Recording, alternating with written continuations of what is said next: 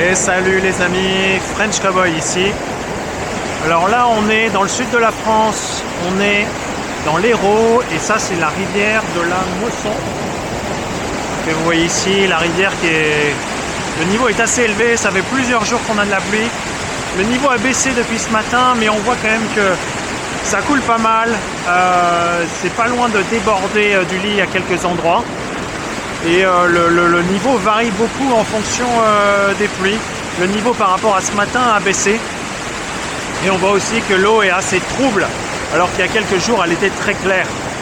Donc ce problème d'inondation et de fluctuation de la rivière qu'on a vu ces derniers temps, je pense que c'est l'autre face de la même pièce de monnaie, si je puis dire, avec la sécheresse qu'on connaît en été dans le sud de la France.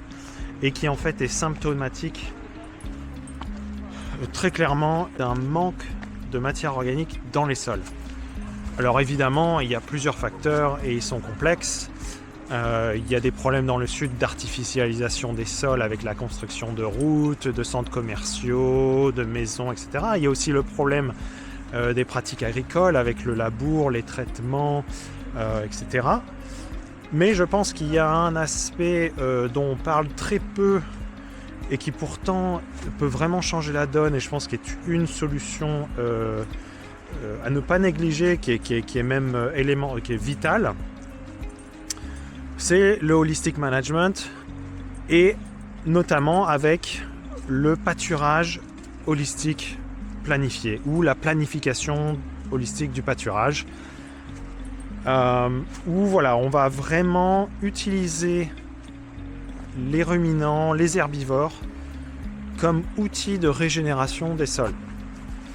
Alors si vous ne savez pas ce que c'est le holistic management, je vous invite à aller cliquer sur le lien que je mettrai en description.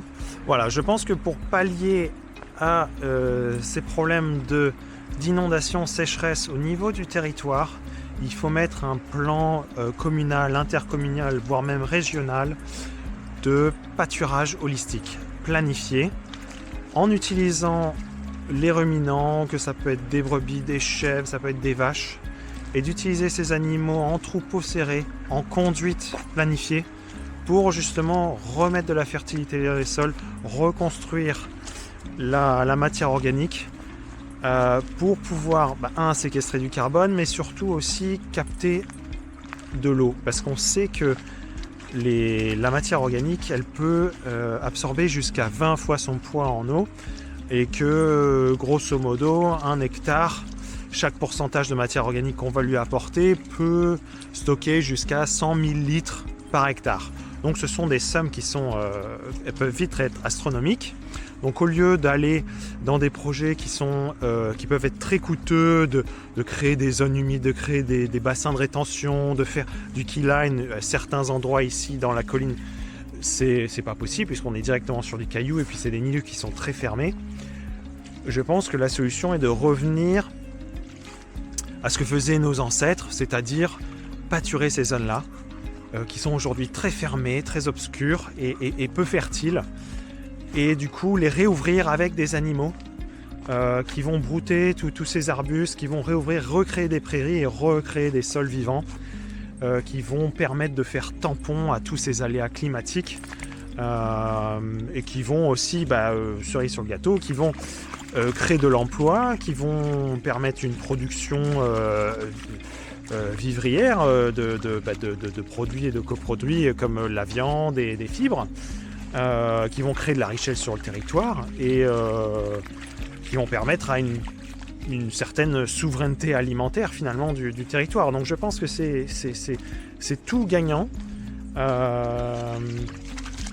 Voilà, quand on va dans le sens de la nature, qu'on fonctionne avec la nature, qu'on est dans cette logique de création et non de destruction, c'est gagnant pour tout le monde. Pour la nature, pour les agriculteurs, pour les collectivités, pour les gens et pour l'environnement.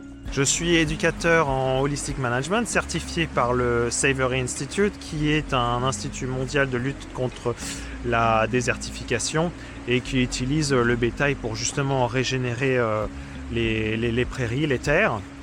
Et je propose mes services de conseil autant sur le plan financier que environnemental, que social. Donc si vous avez des problématiques qui sont liées à l'eau, qui sont liées au bétail, qui sont liées à la terre, ou qui sont même liées aux finances avec votre entreprise, qu'elle soit agricole ou non, je peux vous aider. N'hésitez pas à me contacter ici et je tâcherai de revenir avec vous rapidement. Merci beaucoup. Alors ici on est sur une parcelle qui est en haut de la rivière, sur le bassin versant, qui est en friche comme on peut le voir, qui est assez pauvre, des espacements entre les plantes, la terre à nu, et ici on le voit, un trou qui a été creusé par un sanglier. Voilà, on voit que l'eau est complètement retenue, que l'argile, ce sont des sols argilo-calcaires, l'argile est complètement gonflée, saturée d'eau, et donc du coup l'eau est complètement retenue, elle ne s'infiltre pas. Ce sont des sols qui sont très pauvres avec assez peu de matière organique. Voilà. Ici on a une autre parcelle en friche depuis une dizaine d'années qui est juste à côté de la rivière. Voilà, bon, qui est un peu plus couverte, un peu mieux, mais qui à mon avis reste très peu productive. Et puis ici on voit qu'il y a beaucoup de résidus de l'année dernière et qui est en train de se faire boiser petit à petit, mais sûrement par tous ces arbres adventices. Donc ici on est au niveau du pont sur la Mosson.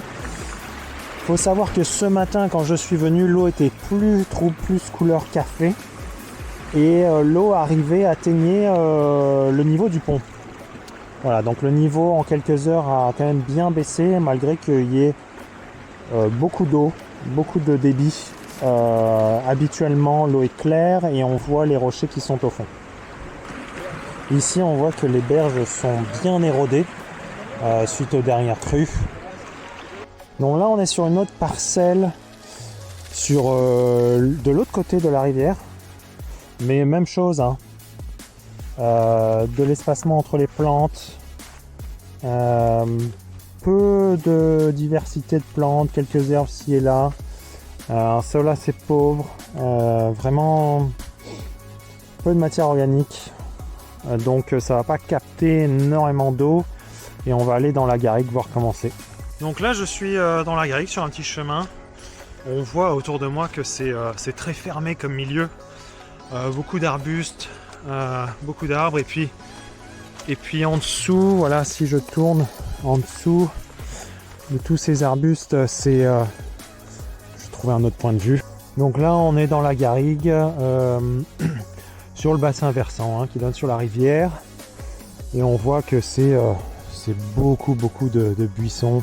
C'est dominé par des pins, et quand je regarde le sol, bah c'est assez pauvre, hein.